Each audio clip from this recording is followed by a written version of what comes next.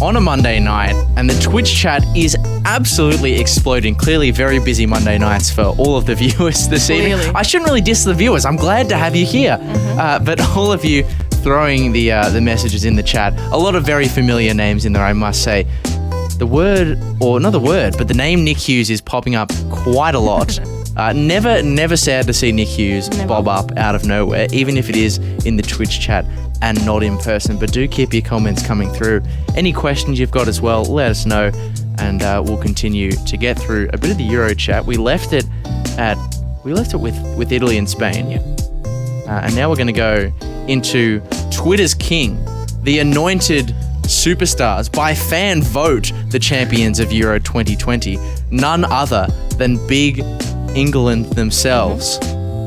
England. Oh, please. England. Please. We need to let it go. England. Join in. No. They are up and about England. It hates me to try and pump them up. And, you're a Scotsman, I don't honestly. like this. I'm trying to be the England protagonist, leaving someone else to play the England antagonist role. And I'm the Scottish one. Literally. I'm the Scottish one.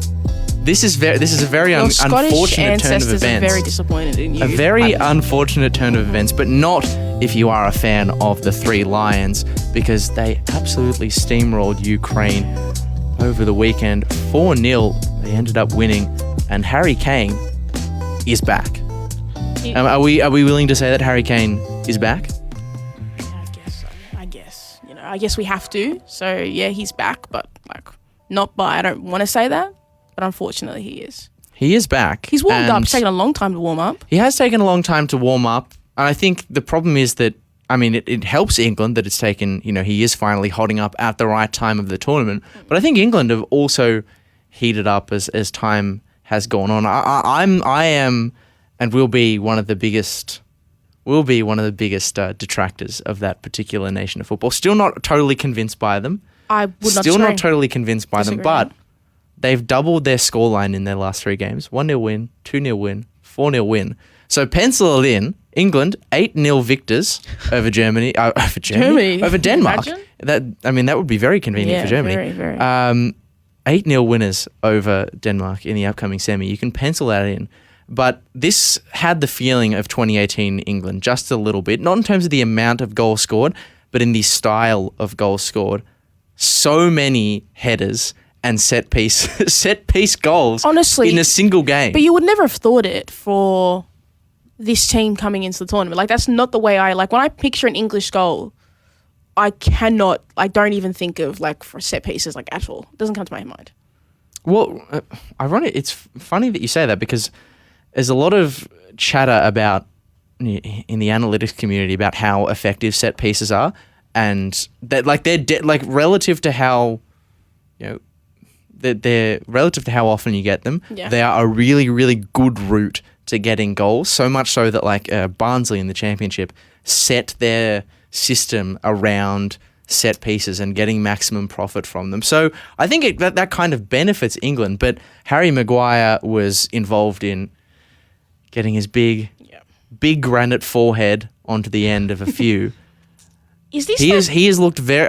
Again, I say all of this through gritted teeth. He's looked quite good and has been a pretty welcome addition to England since he's come back into the fold. Is this tournament going to be his vindication of where everybody's Harry Maguire, he's that lad that we all know, Harry Maguire is one of football's greatest enigmas, in the sense that in the league version of Harry Maguire is despised. Absolutely. And is not that good of a player. People in England love to hate on him. Even Manchester United fans love to hate on him. But when it comes to England, he's just seen as this all-conquering defensive messiah. It doesn't make sense to me, but it is working for England at the present moment. But they've also, personally, benefited from being on the other side of the draw. So I think when they... What do you mean, though? All the teams finished where they finished?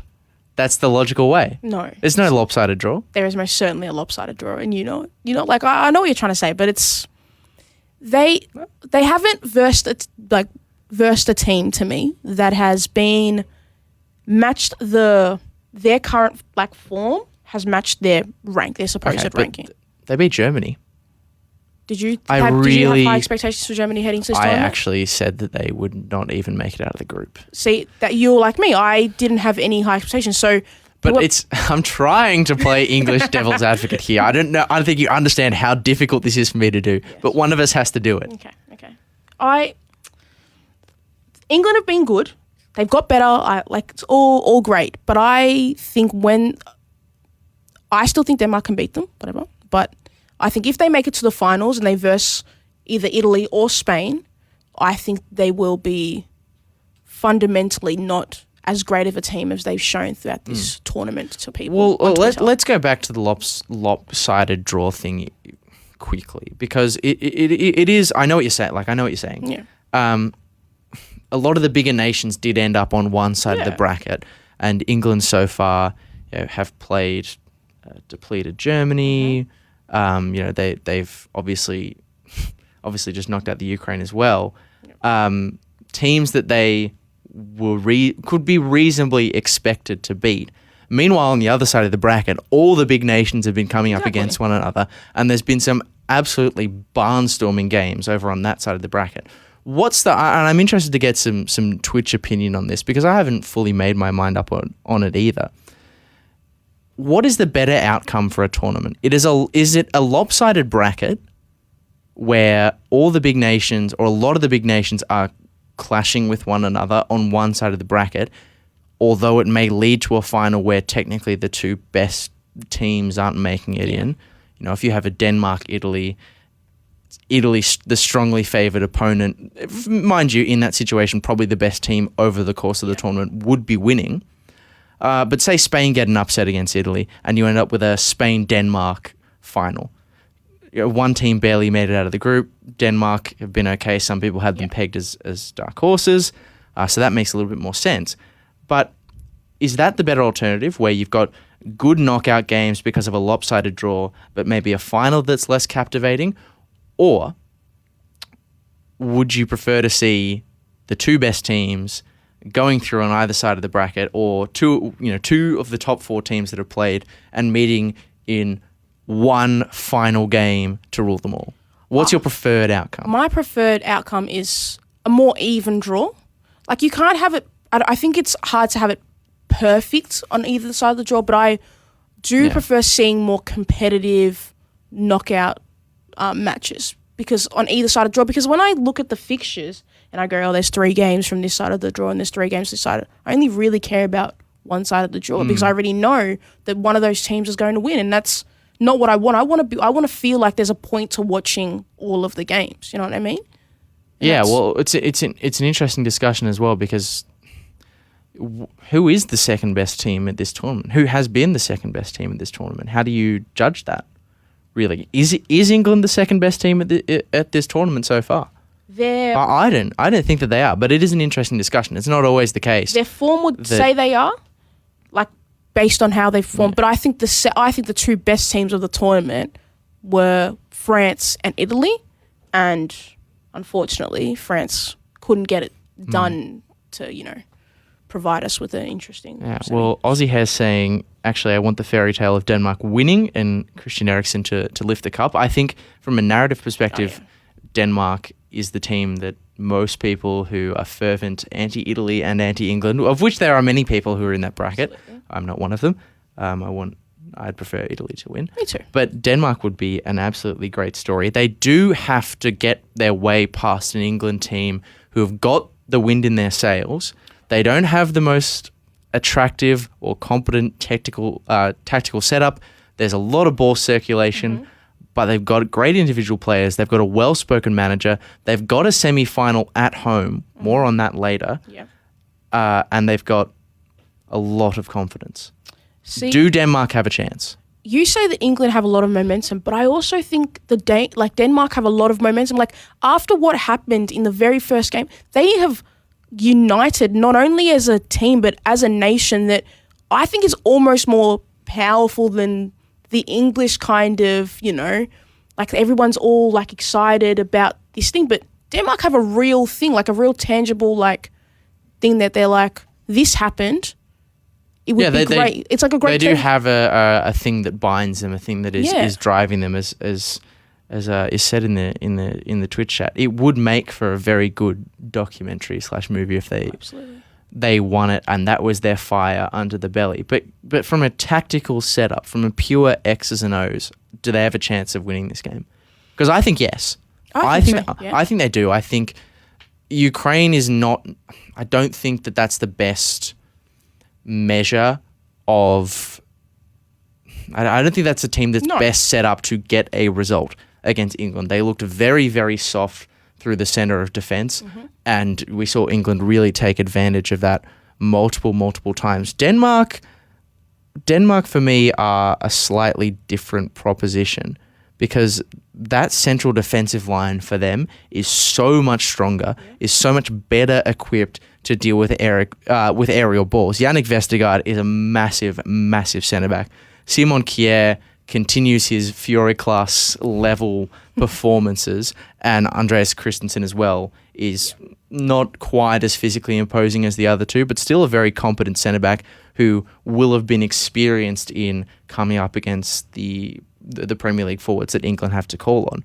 I think the ease with which England cut through on their set pieces and crosses into the penalty area against Ukraine, I don't know how much that opportunity, that avenue to goal, whether it will be available as much in this game as it was in the previous. And I think maybe that's something that gives me pause for thought. I also think that with Denmark, they're a lot more patient team. So they won't play football that will put them at risk if they don't need to. So even if they would go, in fairness, neither will England. Yeah, but I look at Denmark and they went 1-0 down. Ukraine at half time, I thought they were playing okay. And the second half, they just, as the game started going on and the goals kept going, the second goal especially, it just seemed like it was all over for them, mentally. Whereas with Denmark, I feel like if that was to happen, they would have enough faith in their playing style and defense, just the way they move the ball, I think they would be well enough to go to extra time. I don't think 90 minutes will be hard for them, but I think if they can push it to extra time, they have a chance there. Yeah, well, they showed they were able to beat an opponent that England met in the group, albeit it was a lot more competitive affair, I think, in this one. I think maybe there'd be a few Czech Republic supporters who feel a little bit hard done by, but some nice goals in this one. I thought, just to move on to Czech Republic, Denmark, which ended up, of course, 2-1 in favour of the Danes. I really like that finish from Kasper Dolberg. He received this sort of, I think it was from Mailer, the outside of the foot cross into the penalty area, just well finished by Kasper Dolberg. Really nice goal. I still like them for an upset because I'm thinking about the last time England played against a team who really had their measure aerially. Okay. And that was when Grant Hanley put in an 11 out of 10 performance against for Scotland against England in that 0-0 draw. Obviously didn't show enough to get the win. It was a win, Lockie. But Denmark have got more attacking weapons than that, and they've got more than one centre-back who can do that job aerially. In that game, Grant Hanley was unbelievable and completely shut down everything that came into the air. If even one of the three centre-backs that Denmark have got at their disposal are able to do that, I give them a really good chance of nicking something on the break, especially now that their forwards are starting to find the back of the net with a greater sense of regularity. But it is all over, thank God, from a Scotland fan's perspective, for the Czech Republic. Patrick Schick getting one final goal to his tally, taking him to 5. Top goal scorer, currently on track to win, equal top goal scorer, of course, with Cristiano Ronaldo. Could you imagine? On track to take out the Euro Golden Boot. But there's a really interesting thing that is happening at the moment in the Euros. There's a better goal scorer. And that is I talked about Grant Hanley putting in an unbelievable performance against England. Someone who has played an unbelievable tournament throughout is Own Goal. Absolutely. Own Goal is on fire. Own Goal is the best player of the tournament. In fact, I'll tell you how on fire Own Goal is currently. Is it 10 goals? 10 goals. 10 goals in itself is a crazy figure. That is the top 2 goal scorers at this tournament so far combined. But it gets bigger than that. It gets bigger than that. there is more in this single Euro 2020, in all of the editions of the Euros up to 2016, of which I think there's been 15 off the top of my head. There's been 9 own goals total. That's a new fact. So in this single tournament in Euro 2020, 10 own goals have been scored. So more in one tournament than the entire previous set of tournaments combined. That leaves me, which is ridiculous. What that leaves me wondering is that an indictment on defending, or have the shots been that good that have just? No, that it can't be actually. What is it? I think the storyline for that? Remembering some of the goals in the group stage of it's hard to put a genuine scientific analysis on it, but looking at some of the own goals conceded from earlier in the tournament, there's a lot of insistence on cutbacks into the penalty area of quite like low, whipped in crosses into a box where there's a lot of bodies. And in those sort of situations, it is hard for defenders to get clean contact, and it can very easily deflect into the back of a net. That is true. But I think there's still a pretty substantial amount of coincidence in these things. But yeah, own goal is having an absolutely unbelievable tournament at the Euros. If regardless of who wins, it will be own goal who have their head held high. And as Aussie Hez is saying, if they had a more competent defence behind them, with the goal scoring efforts they're putting out, you really wonder, could they have made a deeper run in this tournament? Own goal. Could have lifted the whole trophy. Producer Willem is? What's he saying? I can't hear him. I don't think he's a particularly big fan of the own goal theory. I'm not sure who Willem has pegged to win from the final 4 teams. He just says red card, but we haven't got a team. Oh, the red card. It's a good point. It is a very good point. But we've got some big Euros coming up, big Euro games coming up across the remainder of the week. Italy taking on Belgium and England taking on Denmark at Wembley with no fans. Score prediction. No Denmark fans, I should say. Yeah. What's your score prediction? Score prediction? Yeah. I would say 2-1 to Italy. And I'm going to say England win on penalties. England win on penalties in extra time. Or obviously extra time. Yeah. What am I saying? Yeah. What am I saying? I think it's 1-1 and England win it on penalties. Very much liable to change are those results. I'm going 1-0 Denmark. 1-0 Denmark. 1-0. They're going to shut it down. Very, very brave. Aussie Hez is saying red card and own goal for the Euro finals. Maybe they should team up and form a very formidable partnership. But I think that just about wraps us up. We've got through all the Euro games. There is more to come. No Twilight football tomorrow night in case you've forgotten. But there will be more stuff to come. Tuesday, tomorrow night, FFA Cup action here in Victoria. We've got the co-live stream, the co-show between Avondale and Pascoe Vale. It's Paco Avenger Radio, if you'll forgive me calling that, a 90-minute show from ABD Stadium before the FFA Cup. So if you're a regular listener of Twilight Football, tune into that instead and gear up for a big night of FFA Cup action here in Victoria. But until then, from Lockie Flanagan and from Pakua Frimpong, it's goodbye for now. Adios.